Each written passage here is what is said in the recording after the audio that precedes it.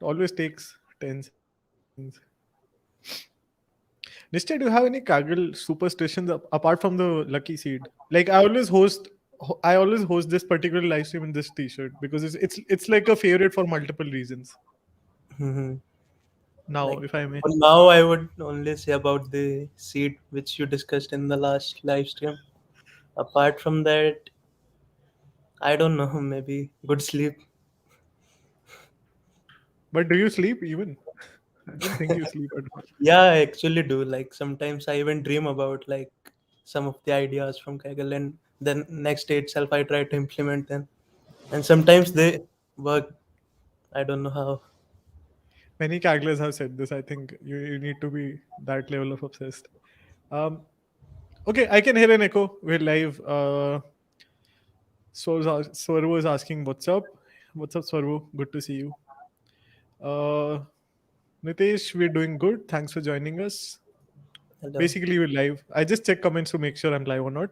Welcome back, everyone. I brought back India's best or worldwide one of the best Kagler, Nischay Dhankar, back on the show. He wants to take over the channel. As you can see, slowly the transition is happening. Like I said, he's one of the highest ranked worldwide competition master. Still painfully trying for the solo gold, which I'll keep mocking him for. He thought he can join and stop me from making fun. I'll continue regardless. But he's a good friend, so I can do that. And he's now a triple master on his way to, I'm sure, becoming grandmaster in multiple categories. You can find his Twitter profile here. Go follow him there.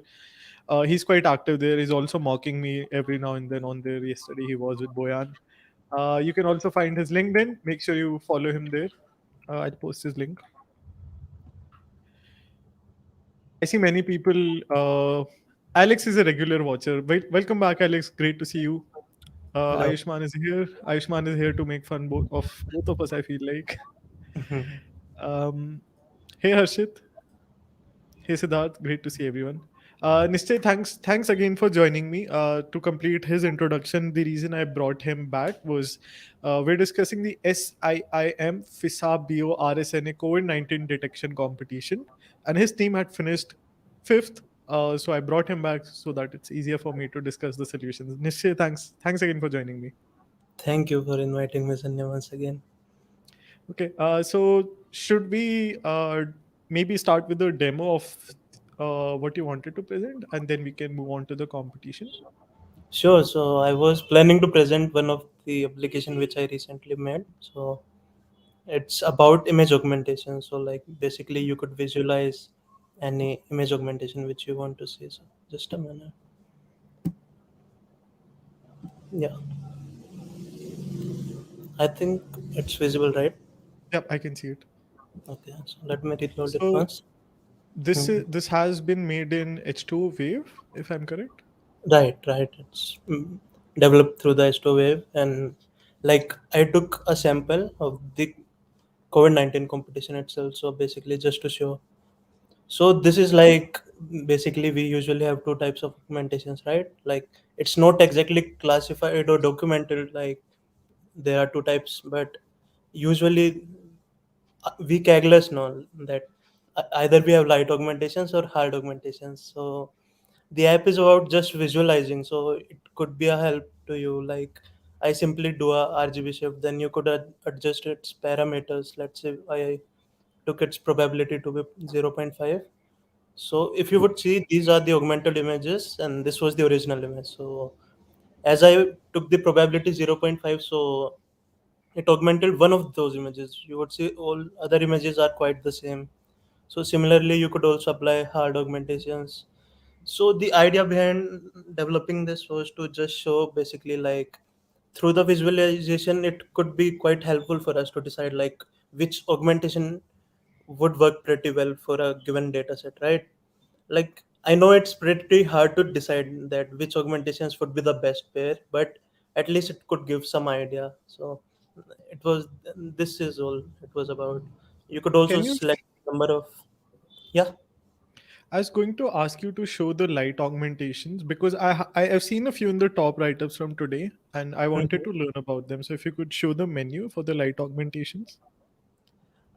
That is what I was actually saying, Okay. that it's not exactly documented, but we Kagglers know that yes, these augmentations, like basically you could classify them in on the basis of how much pixel is getting changed in the image. Right.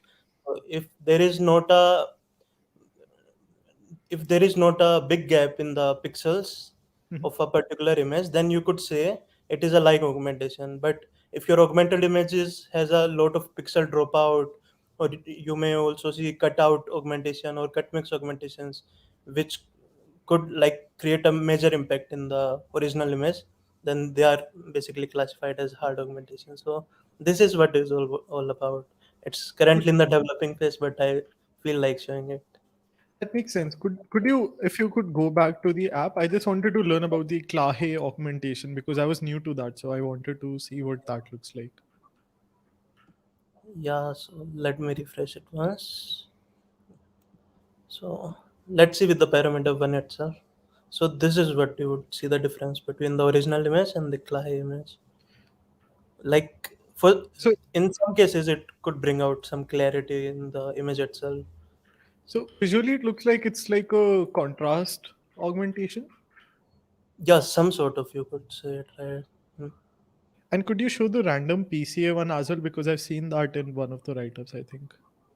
Random PCA. I think it's fancy PCA, no? Fancy PCA, I think that Okay, something like so it doesn't create a much difference, so that is why it is also classified in light augmentation. that. Hmm. Yeah, I know, like it's pretty hard to judge through just visualization that this particular augmentation would work, but in most of the cases, like you could see clearly, like if a particular augmentation makes sense for a given data set or not. That makes sense. Thanks for explaining that. Okay. If you could also drop the link to the app if people want to check it out. I think it's open sourced on GitHub. It was just to It's understand still what in augmentation. developing phase, but you could also see similar applications. So this is, let me share the link. Meanwhile, Alex is asking, how do you select which augmentation to apply in each problem? I think one of the ways, Alex, as I've come to learn, is you read solutions from people like Nischay, and then you like have a understanding of what you want to use in what problems. So that's one of the approaches. You could use Nischay's app to try and figure out, and then then it's just experimentation. I feel like. Nischay, anything you want to add to that? No, no, no, that is what I also wanted to say. I'll just go to the first position write up. Alex, still answering your question. And someone had literally asked them, why are you doing horizontal flips, which is some form of a flip, which is counterintuitive. And they said it's just giving them a boost. So for many problems, they're like counterintuitive things that give a boost.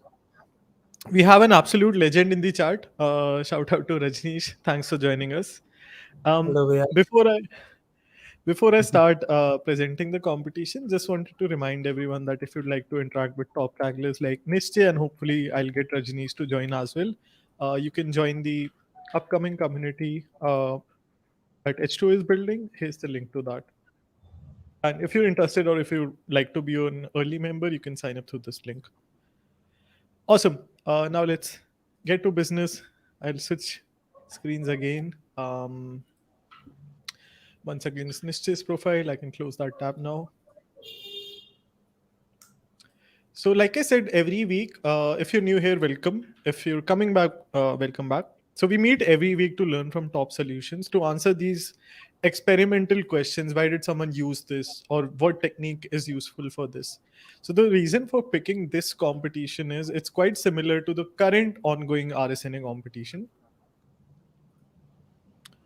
which would be somewhere here. This one.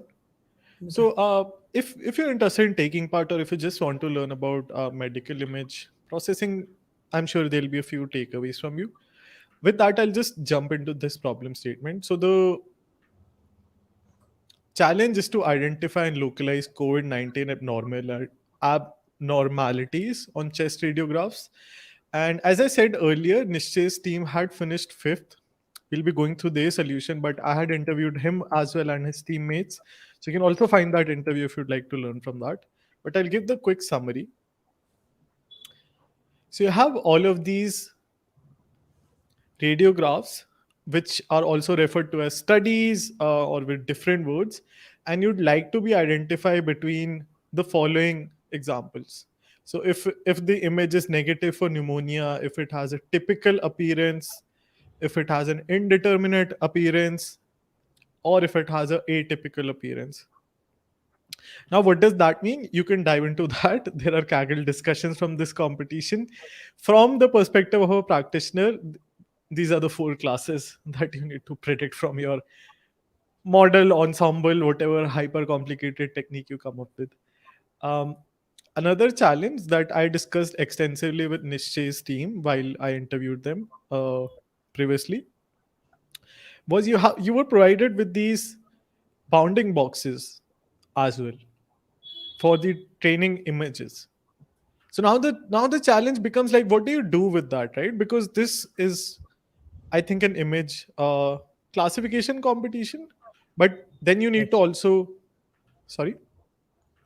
I'm saying it was both classification as well as object detection. So Yeah. So, sorry. Yes. I apologize. It's both, but you need to come up with a way of combining both these techniques.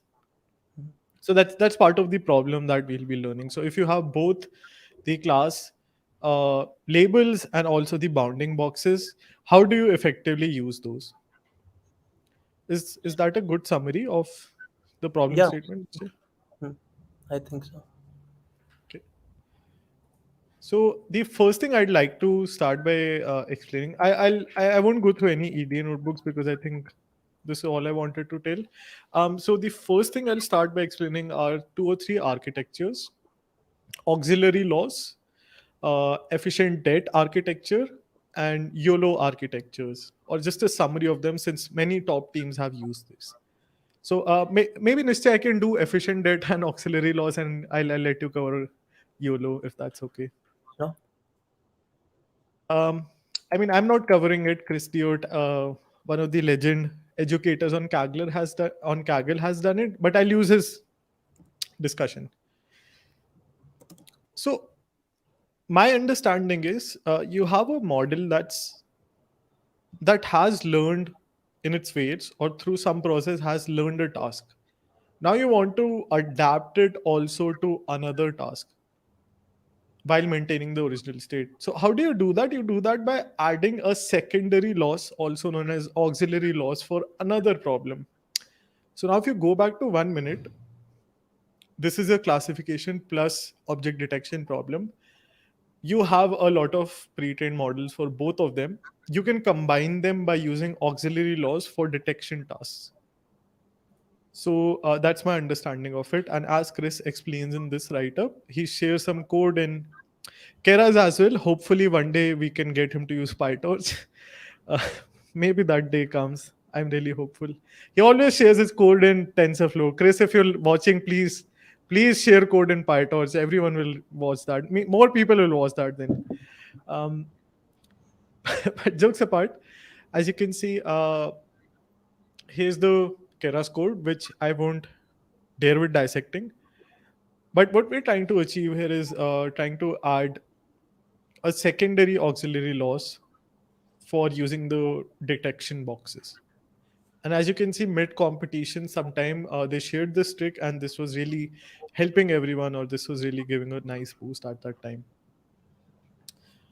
Um, One more thing I want to cover is the efficient debt architecture, and Nischay has already actually written a blog post on this. Vinayak says hello to Nischay. hello Vinayak. Um, Also, this blog is on jarvislabs.ai, which is one of I'm not associated with them, I'm just a good friend. uh, One of the best online GPU providers. So if you'd like to compete, I would strongly recommend them. Again, I'm just a good friend and I wish the best for them. That's why I wanted to give them a shout out. So Nischay in this article explains what is efficient date and what are fusion pyramids or bidirectional fusion pyramids. So I'll try to quickly give the summary. And this is basically a summary of the paper that had come out. So this complicated graph architecture, as I came to understand, is a form of bifusion pyramid. And inside, what's happening is with efficient nets, and also in this paper, the authors had share how can you scale or how can you compound scale the width, depth, resolution for the architectures. That was one of the novel discoveries here. Now, as you can imagine, that's the number of channels, height, width. I'm not going to go into that depth because that's a longer discussion, just a meta level discussion. So they come up with this parameter and this mathematical equation for you to allow uh, compound scaling.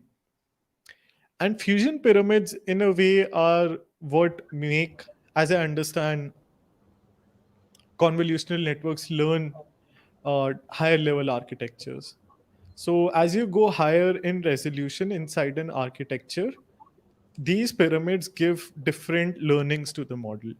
By FPN is, as you can imagine, a bidirectional way of learning that. That's achieved through the graph architecture representation that I had shown you. I'll end it at that. But efficient debts, in this 2 minute summary of what I tried to achieve, was this architecture was really helpful in this competition. Anything you want to add to that? Rushed Yeah, explanation. there is one thing like, so even the efficient net models which are used for classification, even they were very helpful in this competition. So it was like, for some reason, the efficient net backbone, which is common for both detection model as well as the classification model, was working pretty well. So That makes sense. I did see. So while we're at it, can you also do you remember the difference between efficient net V2L and the different variants that exist? I think the V2 versions come up later. So I'm not sure about the exact differences between the two versions, but let me think. Maybe, but for some reason, the V2 models were working pretty well in this competition compared to Okay. the older versions. Okay. I think so. That's all I wanted to share for efficient net. Do you want to summarize YOLO architecture quickly? Yeah, I could do that. Like,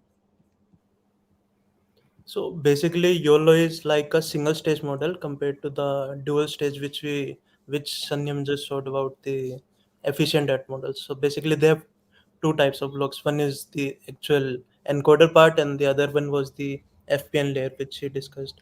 So the YOLO model is based on more on the, like, it basically starts in the grid approach. Like basically, it's a single stage model. So it, like, if we are given an image, then it divides the image into the regions which are provided by the bounding boxes, and then like the same way it predicts the probabilities for each region. So it works on the principle of NMS, which is known as non maximum suppression. So basically, as it tries to divide the image into the different tiles or grids, which we could say, so for each grid it starts to generate the bounding boxes, and then through the help of NMS technique, it, like, removes most of the non necessary bounding boxes, and that is how, like, it generates. So basically, different type of YOLO versions have different number of layers, and different number of cone blocks. So,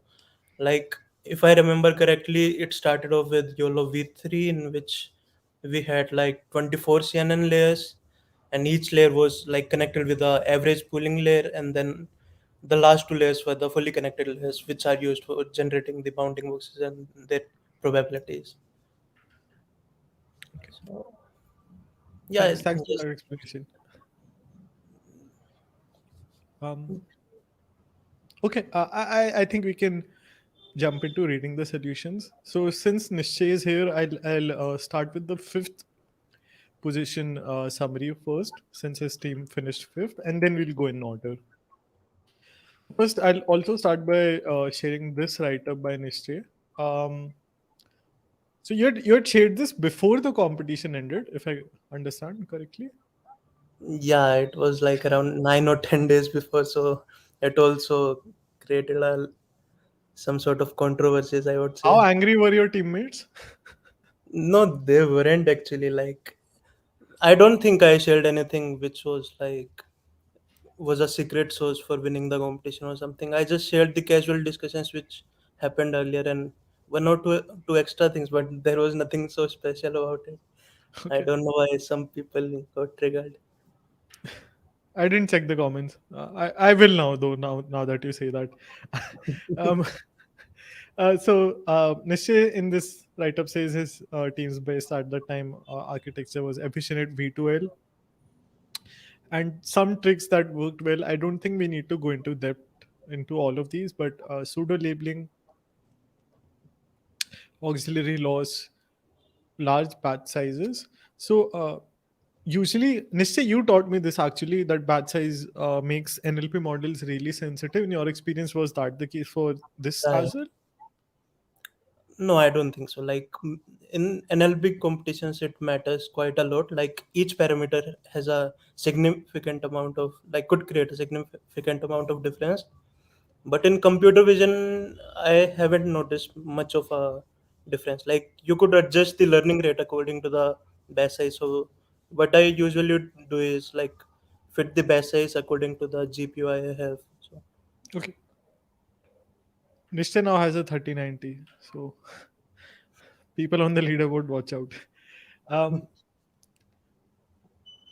Label smoothing, larger image size, did better on object detection, but not on classification. This is slightly counterintuitive, no? I would imagine both would get a boost.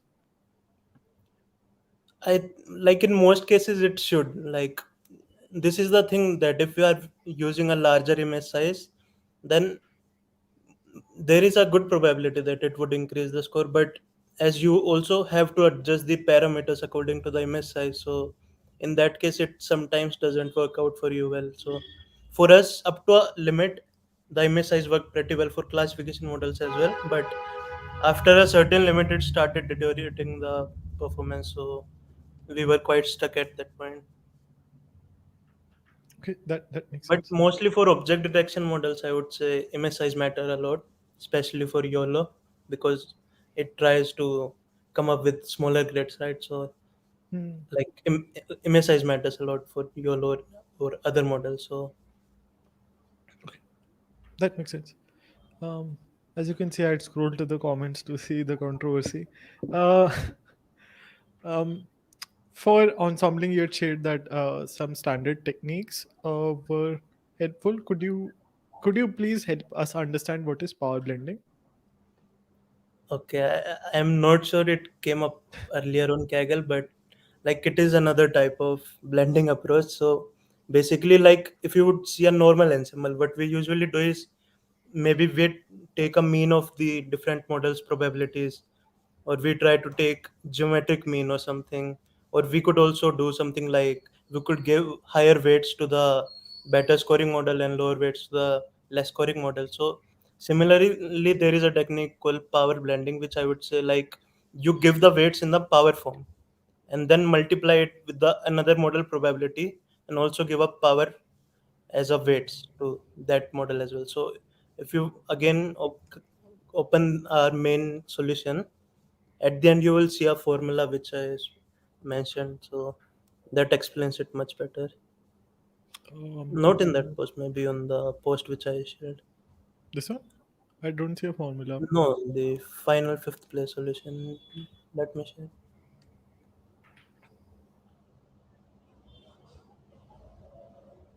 Maybe just try searching fifth place again.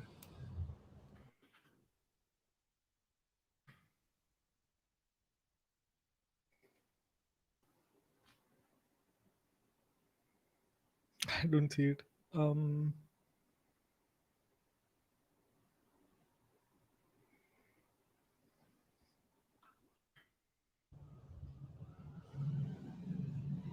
Found it. Um, so this is No, no, not this one. no This no is the sorry. This is the standard weighting approach, right? You just like give weighted averaging. Mhm.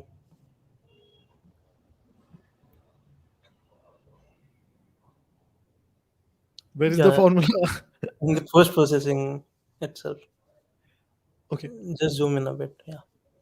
So basically, we try to combine the object direction model along with the classification model.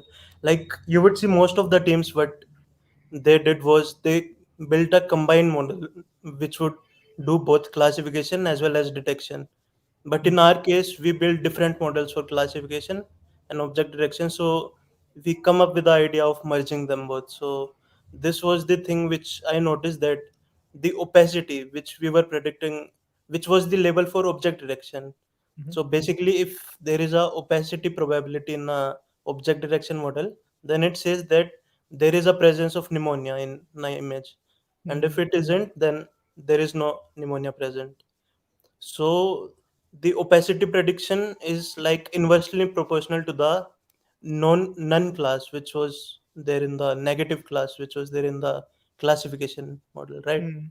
So I try to combine them both by giving the power weightage to them. So basically, one of the benefit of power ensemble is like if you are if you have two predictions and you want to combine them, but their correlation is very high, then in that case, if you are using a simple mean or weighted mean, it wouldn't create a much impact. But if you first took the power and then try to multiply them, then the difference between the predictions could be That higher.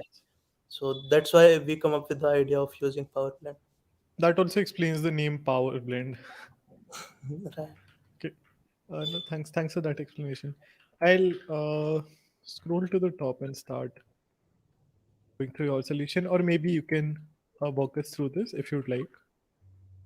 Yeah, so our solution, as I already mentioned, consisted of two different approaches. One was for detection and one was for classification. So for classification part, first of all, we use the idea of hang, which was of using auxiliary laws. So if you would scroll down a bit, you would see architecture. Yeah, right, this one. So basically, we pass on our input, which is our training data, to the backbone of efficient net. And if you would see the architecture of efficient net, basically it consists of 5 or 6 deep CNN blocks. So what we did was we took the third block output after providing it with the image, and then with that output we created a head which was similar to the FPN head to do the segmentation task from the classification model itself. So using the segmentation head, we generated the predictions for the segmentation, and we then compared those. We basically calculated the loss based on the actual object detection bounding boxes which we are provided. So it kind of acted as an auxiliary loss. So it was only used in training part, as we don't have a bounding box in the testing data, and it was just used as a auxiliary loss, or you could say pseudo loss. So this worked as a good regularization for us. So this Okay. was the approach for our classification models. So then we tried off with different architectures which are mentioned here: efficient net, V2 medium, V2 large, B5 and B7. So our Mhm. final solution was ensemble of these models along Mhm. with the object direction models which are mentioned later on. Yeah, so these are some of the more techniques which we use, like PCAM pooling was one of the major factor, I would say, for our boost in the classification models. So Ayushman come up with the idea of using PCAM pooling. I think it was first used in the chest 14 dataset, which many teams also used as an external data in this competition. So yeah, apart from that, I don't think there is much in our classification approach. So these are like for different architectures, we try to tune some of the parameters, use different optimizers, sometimes Mhm.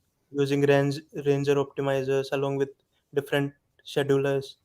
So that is Yeah. how we, like, if you would see, our classification models were one of the best in the, like, even Mhm. they scored higher than the first place, but our object detection models were quite weak. So at the end Mhm. we finished fifth.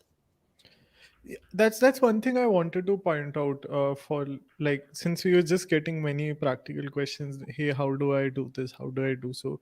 I would like, so that's why like I really enjoy from a personal perspective as well, hosting these live streams now. Like at least I have a mental dictionary of what competitions to go to. So like, for example, I would dig up this solution and see what optimizers, what schedulers were their team using. So like probably start with this and then like go from there. Start with mesh activation instead of relu or whatever is being used here. Use one cycle learning rate for efficient net p5. I think like, this might be very obvious to you, Niste, but like as someone who's like not trained this batch of models for this particular problem, I think this is like really useful knowledge for all of us as well. Right. One thing I would also mention in addition was like if you would see our solution, you would see 80% of those things are already used in the previous competition. So what we did was like pick up the ideas from similar competitions which were held. Like there was one competition which you have also did a chai time on recently, which was the Ranger CR competition, right? So Yes. most of the things which were working in the Ranger CR competitions were also working in this competition. So most of the ideas were either from there or just reading out the recent papers or maybe like trying out something new, thinking Mhm. of different ideas. Thanks for sharing that. um Anything else you want to highlight in your solution? No, I think our object direction solution was quite weak as well as standard. So just the ensemble part was quite complicated. If you would see, those weights are a bit hard to think, like how are you deciding point 0.22 or 0.23 weight. So all of them are based on our cross validation score. So basically we ran an Optuna search and that itself find out the best weights on which we are getting the best local score. So that is it, I guess. My inside scoop is someone on the team had a lot of compute and they did not keep the servers at rest. So I'll just share that bit. But again, Nishay's team finished fifth and it had three awesome Kagglers, one of whom shows up to the live stream, says hello and disappears. I know he's not watching, but he's on the job market. So if your team is looking to hire an amazing ML practitioner, please reach out to this person, Aishman. He's absolutely awesome, and as you can see, he already has three gold medals. Um, okay, we can continue in sequential order. There's a question by Nitesh. Meanwhile, is there a best way to train an image with none box? Um, so for detection, you could pseudo label, but that's not training exactly the Maybe he is images. trying to ask like if there are many images with no bounding box, then how to deal with them. Like for YOLO, it is advised that we use, if we have many images of none, then we should use 2.5 percentage of the none images, and other images might be of any classes present. So maybe if you use a limited number of images which do not have a bounding box, then it has a good probability that your model might perform better. That is for YOLO, but I'm not sure about the efficient that. I think it deals with none classes. I'm not sure of efficient that. I would just pseudo label, but that exactly then you can't train. You can use that data set to train a new model, but that's not exactly training the model. Um, Hmm. I'm not sure if that was helpful, Nitesh, but that's our answer. Uh, okay, I didn't check out the leaderboard, so I'll take 1 second to do that. Um, and for this competition, higher score is better. So as you can see, Dung NB won the competition by a nice margin. Chishin's team finished second, and like always, they always shake up. So for all competitions I've seen Chishin, his team always shakes up and never shakes down. Um, I see Dr. Ian as well. I think they had done really well in the chest X-ray competition that was hosted a while ago. Right, right. Um, this Most of one, them are medical imaging based, right? yeah. all, all as you can see, first second for all medical ones. Um, I see Chris Deode's team was fourth. Oh, I recognize the wise old Kaggle Grandmaster, and also Philip and Pascal Guanshu 10th.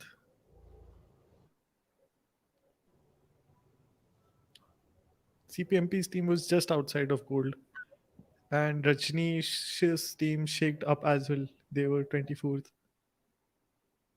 Wow, many Kagglers that I know. I was just trying to get a feel of how different people were doing here. Um, okay, so let's start by diving into the first place solution next. If you want to check out this drive link, don't it it gives a 404 error, so maybe they've taken it down now. um I so think for it consisted of a image of their architecture, so you may also find it on the GitHub link below. okay, thanks for that. Let's go ahead then. Okay, this works as well. So trying to understand it through this, they had used some external data set. So Chexpert and Chess 14, these are really popular um external data sets, but also data sets for this problem. Sorry. Hmm. Yeah, I'm mentioning the same thing. Okay. Um, and then they had trained the following models, which we'll just read about. Um, so they had used this models for pre-training both the detection model and the classification models. And for the detection one, as you can see, they'd used a faster RCNN FPN backbone.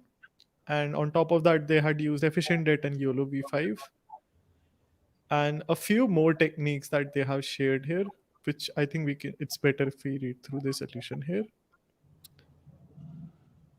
So as you can see, they say they pre-train the encoder with Chexpert and Chess 14 dataset,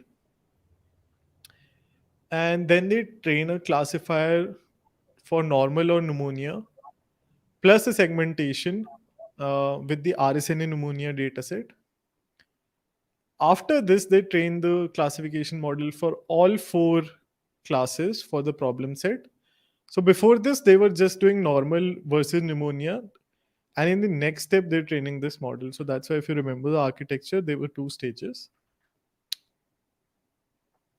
Next, they train a segmentation model with the data set from this competition.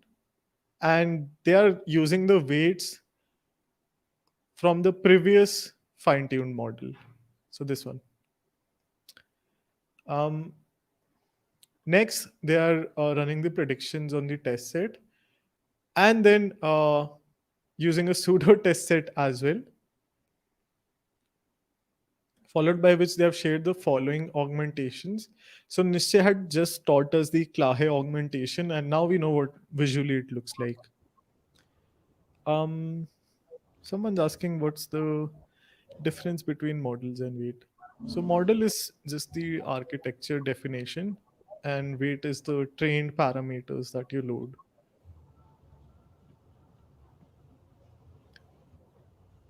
Um, Alex is asking, could you share your secret tricks to train this kind of neural networks and getting maximum performance? I think this is for you, Nischay. Like, how did you come up with what scheduler or learning rates to use?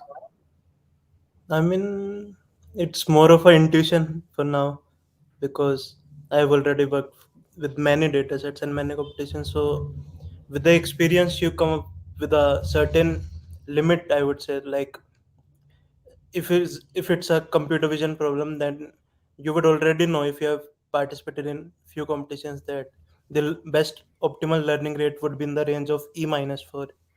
Similarly, for NLP, it may be E minus 5, usually in E minus 5. For E tabular, minus 6 for Deberta large.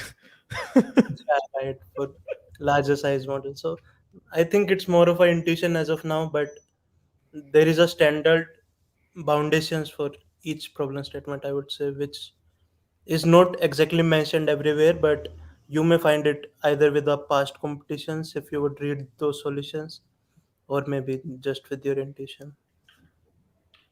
I think like one Yet more I would place. say it is more of a experimentation part.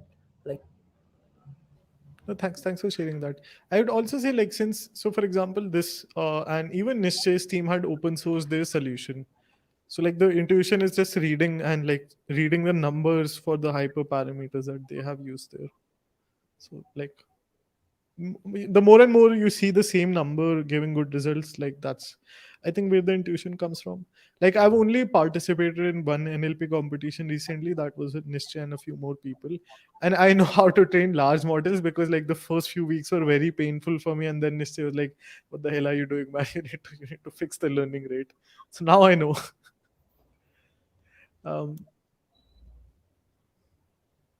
okay.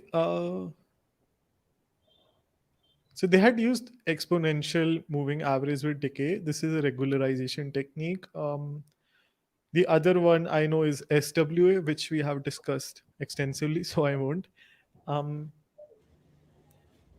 Next, they share how they had set up the auxiliary laws, and they'd use an optimizer with the following learning rate. So, Alex, again, one more thing that's why like if you've seen me trying to read these numbers out loud, so it's not for you all; it's actually for me to try and remember when finally the hopeful day comes when I start competing more.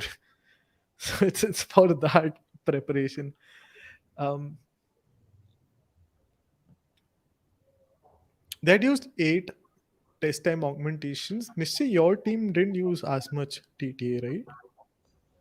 I think we use TTA only for the detection models, Mhm. not for the classification ones. Oh, this is a larger number than normal, right? Because I've not seen such Yeah. aggressive ones. Maybe because he used 4 pairs of augmentation, so for that Mhm. you should be using multiple times test time Makes augmentation. makes sense. Um, so in the final submission, they use lung detector model instead of center crop, 80%. Um, and then they share some more details. So they had used SE Resonate with the unit backbone, efficient net with Deep Lab V3, B6 with LinkNet. I think this is the first time I'm seeing LinkNet in a solution. Usually it's Deep Lab or Unit Plus Plus, right? Right. Um, how are the model weightage decided? I think through experimentation they would have come up with this. Model weights for ensemble, if he's asking, then I would say if you decide it based on your cross validation score, so basically you may generate the predictions of your validation data and then try to optimize the weights on that validation prediction. So whenever it reach out the maximum, then you may also use the similar weights in the testing data as well. Okay. Um, so for detection, they share their pipeline, and I'll just cover the interesting bits. So they predict on the COVID test set and external data sets. Then they keep the images that meet this following constraint. So if negative prediction has the confidence less than zero point 0.3, and the other categories have more than zero point 0.7, then they choose two boxes with highest confidence as pseudo labels. So this is how they created or used the external data set. Um, Nischay, Aman is saying he loves your video, so please keep coming back to the channel. I think it was for you. I don't think that's true. Um, okay, for things that they say didn't work, stacking multi-classification models using CNN or LGBM. Nischay previously, when he was here, he had shared how to use LGBM, where you extract the OOF predictions and try to build a meta model. That's what is being referred to here. Mix-up plus cut mix for classification models did not work. These data sets and increasing the input size beyond 512 was apparently not helpful. I think that's a good summary. Anything else you want to mention here? No. Okay. Like always, anyone reading along with me, please upload these solutions and also check out their links if they share. I'm sure you learn a lot through this GitHub link as well. I went through it and it's quite extensive. Second position is slightly concise, so they just give a few details. Um, they had two pipelines that they had ensembled. So pipeline one had these following models. Again, Alex, I'm also talking to myself and you because I have the exact same question, but like the obvious choice is efficient nets, right? Like since first position, Nischay's team, others team had used this, but now like these models could help you stand out, right? Like if everyone's going in the direction of efficient nets, you use all of these, your model would of course stand out, and like it's also been tested, right? So it's like not a like super stupid choice in the sense that the team that had finished second actually used them. Um, so this team also used an external data set. I have looked up these data sets. They are medical data sets, so they are like behind very weird pages, some of them. And then you start reading through the I when I start reading through them, I get scared. So I know this is a data set, I know it exists, but I didn't read the details. So I trust the team to use this. Um, they added none as a fifth class. So there was no none class before, and they have added one.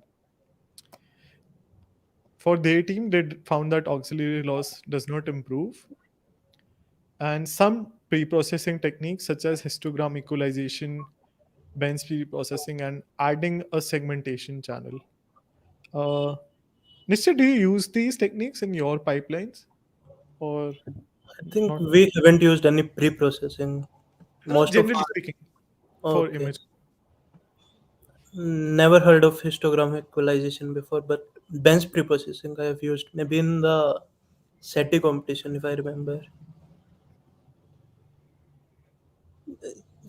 I'm not sure like how helpful they are Okay. or how helpful is pre-processing in computer vision.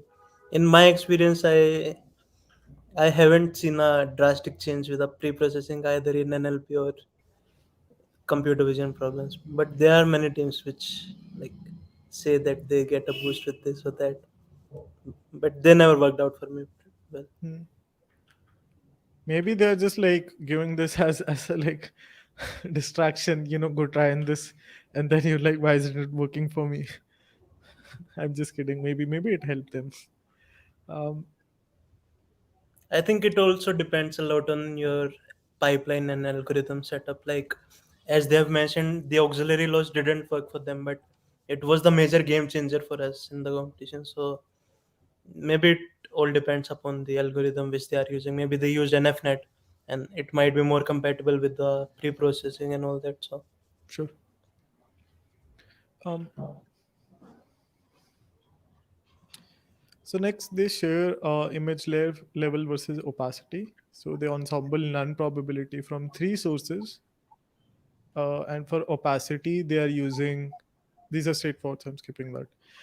For opacity, they use YOLO V5 with five different backbones and YOLO X with two backbones, and the third architecture being efficient DET trained at the following resolution. And next, they share how well did all of these perform. And finally, they share all the ensemble. You can check out their code if you want more details, but this is the higher level summary of their solution.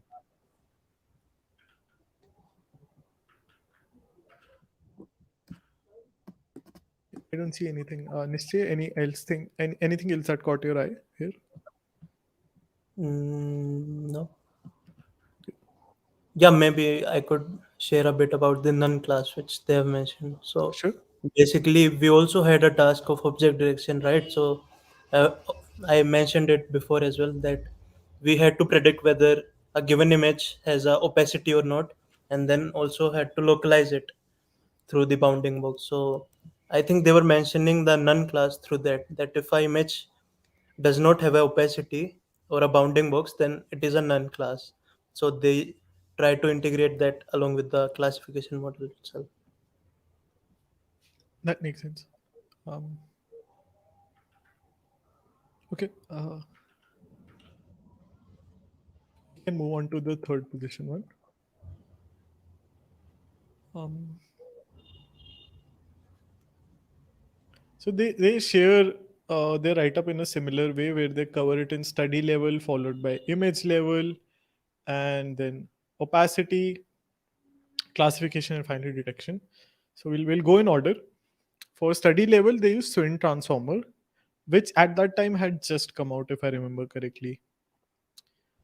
Um, and they had used it at a resolution 384. They say for 768.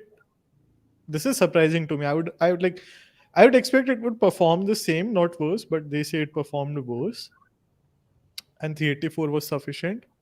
Maybe they couldn't use the pre-trained weights for 768 ms size because for the transformer based models it is defined that the pre-trained weights on ImageNet you couldn't change them if you are using the same weight. So Hmm. if you are using a 224 cross 224 or 384 cross 384, Hmm. then only you would be able to use the pre-trained weights of ImageNet. Sense. If you are using any defined image size of yours, then you might not be able to integrate it with the pre-trained weights. That makes sense. Wouldn't hardware affect the speed, or it does affect the speed? Um, I don't think top competitors have similar specs. But I mean, like, you have a 3090 or a Titan. 3090 would train something in for this problem. I would imagine object detection would take 16 hours to train a model. A Titan, which is one generation older, would take like 1.5 day. Some difference, but unless you're like literally waiting until the last week to train everything, which most of the people are. But if you're not, then it doesn't make that big of a difference. um, so they used for the first stage, they pre-trained with checkspert data. This is something similar to what we saw for the first position. And this was Ian's idea. I assume they were discussing with their teammate. Further, they pre-trained on RSNA 2018 competition, and they say with checkspert, this further improved the CV a bit. They had cropped while pre-processing, but not used auxiliary loss for this. For second stage, they'd use 5 classes and they included none class as well. So this is one trick that I'm definitely walking away with for, especially like Nischay said, for detection models, I'll always add a none class if it doesn't exist. And I'll then cry with 50 more errors, but hopefully if I fix them, it should help. Um, Cropping with detection and segmentation. So they use the predictions of detection for cropping, and they were able to apply, as they say, wisdom of detection model to classification model. That's quite interesting. So I think what they've done is, like, let's say these are the two images you're getting, so they would have just cropped into my face, and then let's say I was trying to move my hand into your screen and then I realized I can't. So then into Nishchay's face. Guys, this is what happens when you live stream at 9 p.m. Sorry. Um, but they would have cropped into just the faces and then created a classification model. Uh, Yeah, it's pretty similar to the first place solution. He mentioned about the lung detector, right? So it was basically from the X-ray, just crop out the lung region and then try training a classification model on that. Today I learned I can't move my hand into the, the screen like this. I mean, everyone's used to me doing such things live. Um, uh, if the box is used as is, the result is an image which cannot be distinguished or is difficult. So the box has to be padded with 100 pixels. Um, so they're using padding as some form of augmentation, as I understand. Next, they say mix up for their case brought an improvement. I remember for the first position team, it did not help. but now again for classification. But apparently, it was helpful for them with these following architectures. So again, it's an experiment. Um, they did not pseudo label, and finally they averaged the fivefold model. Um, Next, they share how they used image level data, which is quite straightforward. So I'll skip that. Um, Finally, for classification pipeline, they had trained the following model, as they said earlier, and they only trained on one image per study. So what this means is there was a discussion in this competition. Every study could have multiple images. So for this example, for every patient, you could have multiple images. Most of them were similar. Some had slight augmentation, some were distorted, but most images were quite similar. Do I remember that correctly, Nischay? Yeah, right. I think there were around 6,000 images in total, and around 4,000 patients were there for study IDs. So mostly three or four maximum images per study, but usually there are only one. Okay, thanks for sharing that. So finally, they say they pre-trained on three classes from the 2018 competition and fine-tuned. Then they trained a hybrid classification segmentation model. I assume they're using auxiliary laws here. And then they share some details of the image sizes, augmentation, and the auxiliary losses. Nothing that stands out to me at least, so I'm skipping these details. For detection, they had used the efficient det library. I think they mean the model weights from Tim, or maybe that's a framework now, is it? I think it's just a model port to PyTorch. I think you may find architectures in that GitHub repo. But it's just the efficient det family, right? Right, right. Only efficient. So now, now this becomes a computer vision debate. Would you call that a library or would you call that a model? And you have to answer this live in 30 seconds. I would call it a model, but I can see why it's a library. Um, so they pre-trained these models on 2018 dataset as well and used the bounding box labels only. Finally, they trained five-fold D7X on positives only and trained a five-fold D6 positives only with the falling image size. Um, Finally, they say they use swing transformer with rep points. Nishya, do you know what rep points means? No, I use. I'll have to ask in the comments later on to them.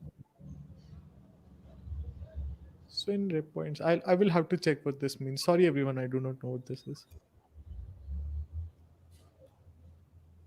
Okay, finally, things that didn't work for them.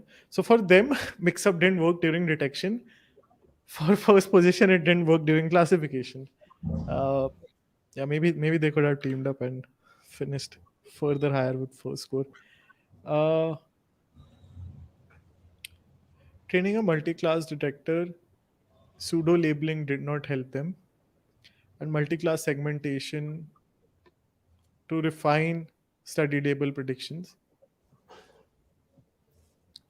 Finally, they say they had tried Nilder Mead regression from detection model, but none of these worked.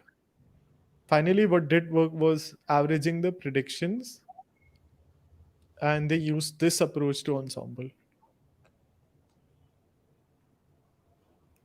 Okay. Anything else that stood out to you, Nishya? No, maybe the rep points part is missing in my Let's knowledge. see. Let's see if someone has asked them.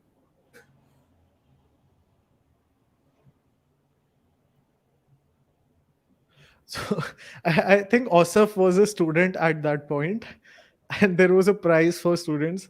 So Osaf was curious if the third position is snatching it from them. I think Osaf won that. I might be wrong. Yeah, they were the one. Right. So you were fifth, right? So you were looking at the fourth team. Fourth was looking at third because the first two were definitely not students, and you all Right. were looking at each other. Who's taking it? Unfortunately, they were the one. I mean, now you have a 3090, so you can't you can't complain now. Um, I don't think it'll be like very accurate enough to use stable diffusion for medical images, but you could try and see. Um, no, they don't share what rep points is. That's okay. Okay, I will ask them and try to get an answer later on.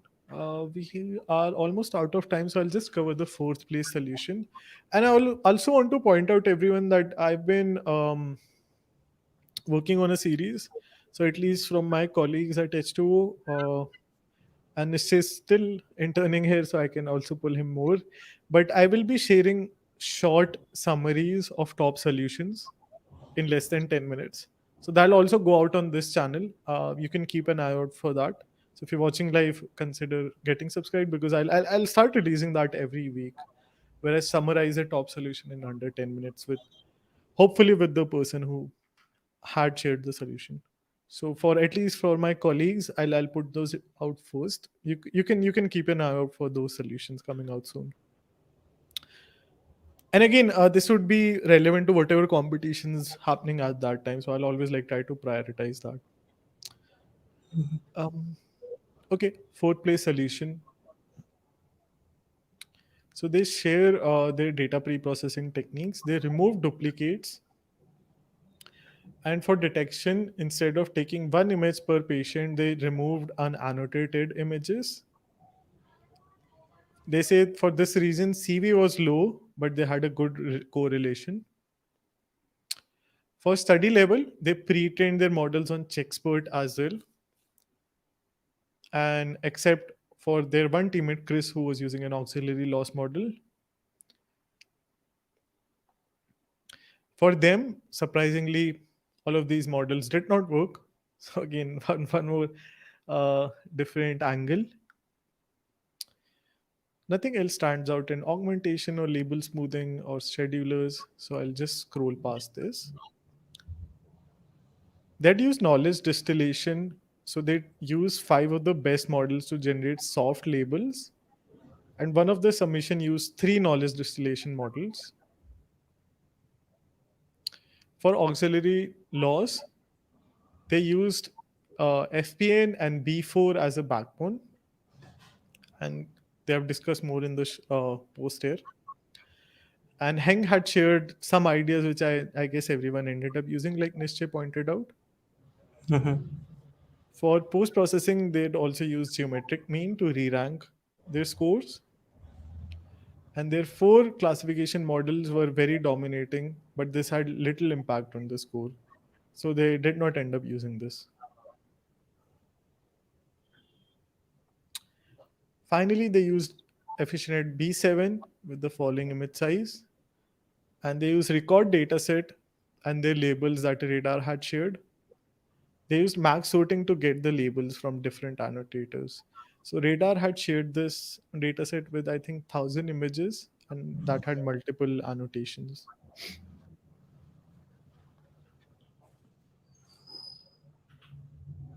Also put the dataset. By the way, everyone, if you see radar's dataset, they are they are going for 4x GM. So please also let's help them if we can, if we end up using their dataset. Um,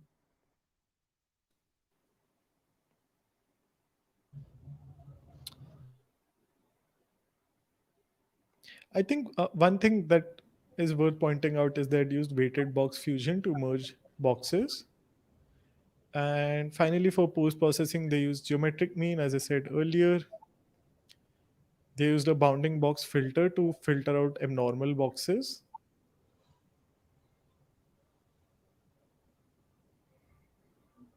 Finally, they say they trained their data on the following external data sets as well. And finally, they ensembled everything since I assume they were doing this during the last week of the competition and they got to this score.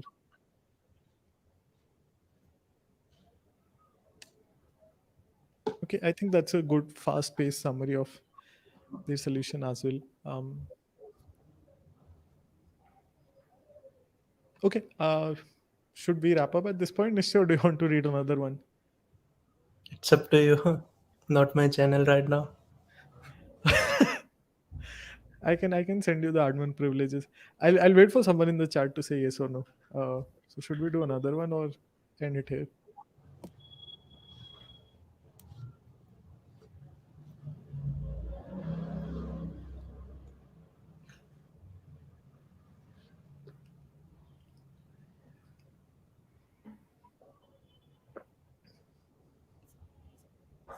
One more.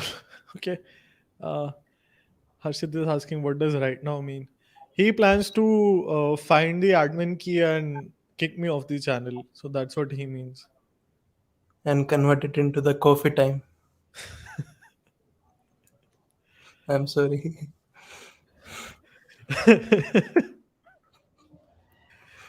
Yeah, I was pissed. Please don't troll me about my silvers now. That's a deal then. No, you don't say coffee, I don't troll you. That sounds like a fair deal. Okay, sixth place. Mitesh and Elkoff are asking us, so we have to honor their request. Um, I did not read this one, but I'll do right now. I think I scrolled past it. So for classification, they'd used a B7 architecture. That is the only backbone they say they use. For detection, faster RCNN, efficient B7 FPN. Uh, I think they are the first team using this loss. I didn't see any other team using these. Right. Quite an extensive collection of external data sets. I don't even recognize half of these. I didn't see them earlier.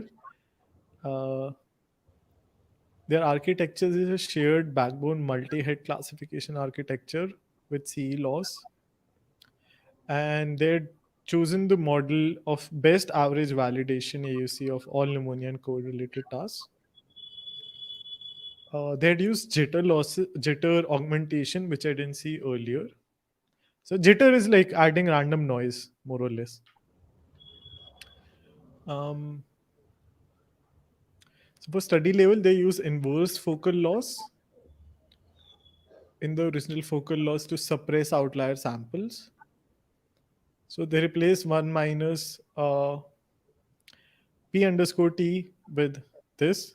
So they are inverting the loss like so. Right. Mhm. And they're using sigmoid instead of softmax, which they say gives them a slight boost. I don't know what this is. Sharpness aware minimization. Do you know, Nishay? It's part of maybe tuning the predictions which come up at the end. Maybe Okay, the makes sense. sharpness curve which we get in the Oh, training. right, right. That makes sense. Okay. So for image level training, they had done SWA. Like Nishay said, that makes sense now. Sharpness aware minimization, attentional guided context FPN, and attentional feature fusion. They'd use feature pyramids from the classification models for attention. So they were applying attention modules to the feature pyramids, I assume, from the classification models. Mhm. And the following augmentation. So one more new one I see is elastic deformation, which I didn't see earlier. And as you can see, fixed feature attention does give them a nice boost, like so. Okay, I think that's a good point to wrap up. Um, okay, I'll mention Nischay's profile once again. Nischay, thanks again for joining me live for I think the third time now. Yeah. Um, Also, thanks everyone for joining. I am not sure which. Actually, I know there's a competition ending next week, so I'll try to cover that. I think it's the hub map. Mhm. I have calendar reminders for all competitions as they end. Uh, yes, we'll understand the top solutions through this from this competition. So please keep an eye out for that. Uh, if you made it this far, please consider subscribing and please definitely check out Nishchay's profile, connect with him on the internet. Uh, and let's see when does he take over the channel. So thanks again everyone for joining. Special thanks to Nischay for joining. Thanks for having me again. Okay, everyone, I'll Bye. see you next week.